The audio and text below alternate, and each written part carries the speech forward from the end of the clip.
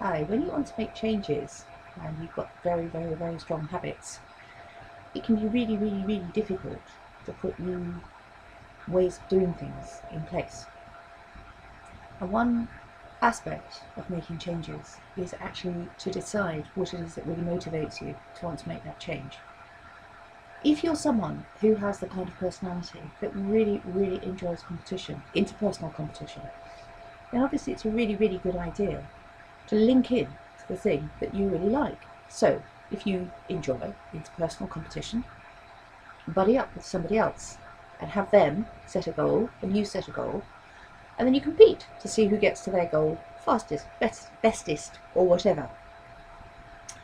But if your personality is that maybe you don't like to compete with somebody else, but you like to have maybe a teacher figure in your life who's saying, have you done it? Sort of, have you done the homework sort of thing? Then again, a way to do that is to either use a coach or a friend and set up something that you know you want to achieve and have them to be constantly saying to you, have you achieved it yet? Have you reached the goal? And it's almost about consequences. So this is about almost like if you fail and you don't reach the goal, you get a mark out of 10 or something, you get 2 out of 10 because you did really badly. So what's important with goal setting is to understand what it is that motivates you on a normal basis, because not everybody is motivated by different things. I would say, in average, most people are not motivated by failing. Although having said that, there probably are people who are motivated by failing, but anyway. So get to know what it is that drives you to achieve the things that you really want to achieve. Think back to a time when you've set yourself a goal or a target and you've really set out and you've achieved that goal or target, or a really good coach or teacher that you've had in the past who you've enjoyed working with. And think about what it was about the way that that person worked with you, and find out if you can work with somebody else in the same way. So one area of making changes is to be beginning to start to review what it is that you normally do on a day-to-day basis. And this is where again, this whole competition thing, people put up on Facebook or YouTube or whatever, oh, I've got and I won't use brand names, beep, beep, that I put on my wrist and it's told me how many steps I've done today and I've reached my goal and reached my target. You can use all sorts of things, but if you're somebody who likes to post things like that because once it's written down everybody else can see what you're doing, then great. But one of the most important things to do to start off with is to actually understand what it is that you do on a day-to-day basis. So let's take food and diet. One of the suggestions on this code here is that you have a healthy diet, and they have 3 areas here. Eat plenty of whole grains, pulses, vegetables and fruits. Limit high-calorie foods high in sugar or fat. Avoid sugary drinks. Avoid processed meats. Limit red meat, foods, etc. Well, it sounds great, but one of the things that is important or useful to do is maybe to actually begin to start to understand what's in the foods that you eat normally. So one way to do that is actually just to perhaps shop as you would normally do for a couple of weeks and keep the cartons of the foods that you buy and write down or cut out the little bits on the back which tell you what's in it. So how much salt, how much sugar, whatever is in it, and make sure that you start to read those labels, and you actually, if you don't understand the labels, then get interested in those labels, because you might not realize that what you're actually eating is very highly processed meat, for example. It might not occur to you that there's a lot of salt in your diet until you actually begin to start to look on the packets and see there's a lot of salt in it, or you might not realise there's a lot of sugar in a particular kind of drink until you actually have a look on the back and think, gosh, that's got the equivalent of 12 teaspoonfuls of sugar in one glass of whatever it is I'm drinking.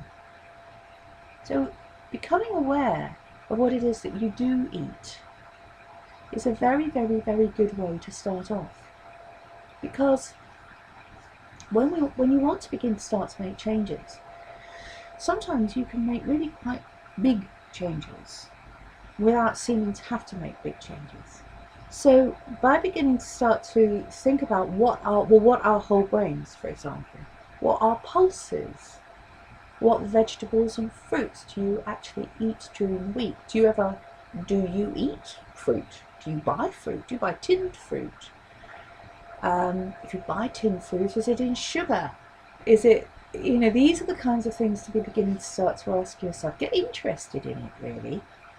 And start to actually write down a list, diarise it. Because when you go shopping, or when you shop online, there are times where you probably just go around the supermarket and pick things up and put them in the trolley without even actually looking at what's on the back of the label. So have a look at the backs of some of these labels, first of all, and find out what is in the products that you eat. So with the foods, when it says have a healthy diet, well, we're all guilty of eating foods which have got all of these things in. Not enough whole grains, not having enough vegetables in our diet, eating too many calories, all of these things. I would say that most of us these days, especially here in England, foods around us in supermarkets, and most of it has got a lot of stuff in it we don't even think about. So first stage is actually to be beginning to start to, maybe even if you've got a family, if you've got children, get them involved. Start to get them interested in this at a young age, so that they begin to start turning over the containers, looking on the back, reading, understanding what it means, and looking at the quantity of the food, the amount of food you're buying. And this also comes over into price as well, because often you'll find that the foods that you're buying, actually, there isn't much in what you're buying by way of a container. And actually it's quite expensive when you're buying some of these processed foods, etc. So that would be tip number one, is get interested in things. Because if you begin to start to get really interested in something, for yourself, not for anybody else, not because it's, the European Code Against Cancer, reduce your risk of cancer, just because you want to do something for yourself. You don't want somebody else telling you what to do, you want to do it for yourself. Well, okay, what you do it for yourself, you don't need to be lectured to. But if you were to take the things that you just do an ordinary shop, don't try and make any differences, just an ordinary everyday shop, make sure you've got enough time, but when you get your stuff home, you and perhaps other people in the family can sit down with the things that you've just bought and actually go through the labels and actually write down what is in this stuff. How much sugar is in this tin of baked beans? How much sugar is in this pizza I've just bought? How much sugar is in this can of fizzy drink that I've just bought? Have a look. It will be written on the label. It will have to tell you somewhere what is in it. Start getting interested. It might even be that you just choose one product. It might even be that you just say, this week I'm just going to think about the frozen meals that I buy, which I stick in the microwave. And what you do is you just go along the shelves and you spend an extra 15 minutes going through that section, turning packets over and actually having a look at the back and reading what is written on the back there and going, that's interesting, but that one's got twice as much salt as this one, and this one's got less sugar as well. I'll buy that one instead. Now that's the kind, and then if you take it home and you like the flavour and the taste, that's where what you've already done is you've already made a change.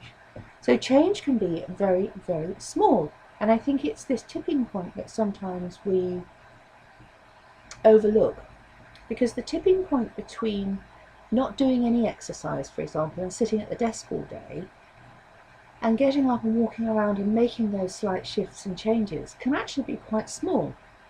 A tipping point between eating too many calories, about 100 calories a day too much, over the course of a year will get you to put on about 10 or 12 pounds by way of weight, which is quite a bit. And 100 calories is nothing. So the first thing I would suggest is that when you begin to start to want to make some changes, and you've got these written down, you've got them printed out, you've got them stuck everywhere, first thing to do, just get interested. Just begin to start to be interested in what it is you do during the day.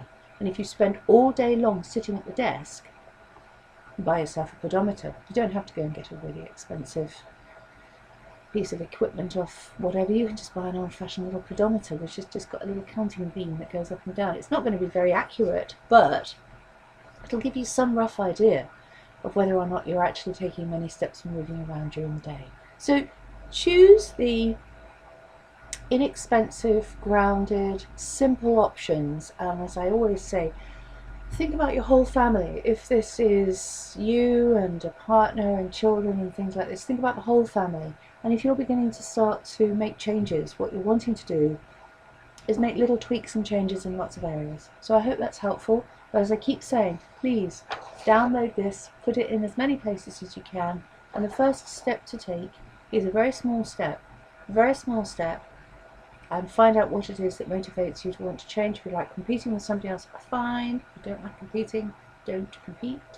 If what you like to do is go off in secret and quiet and set yourself your own little goal that you're going to start to eat more pulses, you've got lots of opportunity to go on the internet and find out how to cook this stuff these days. It's easy to find out.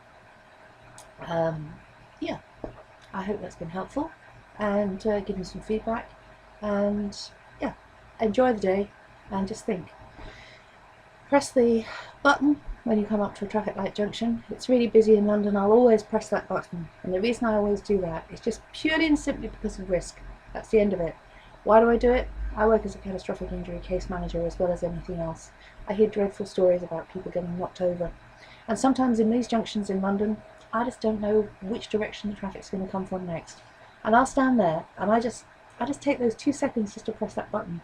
And I watch people sometimes walking across the road, and then what happens is a car comes around and they have to run. I feel a bit smug at that point, I have to say. Awful to admit. But what I'm saying is, it's just reducing the risk. It's just a tiny little reduction of risk. And if what you're doing is thinking about reducing your risk of cancer, and what you do is make small steps, just a little direction towards reduction of risk, you've done as much as you can. Take care, have a lovely day. Bye-bye.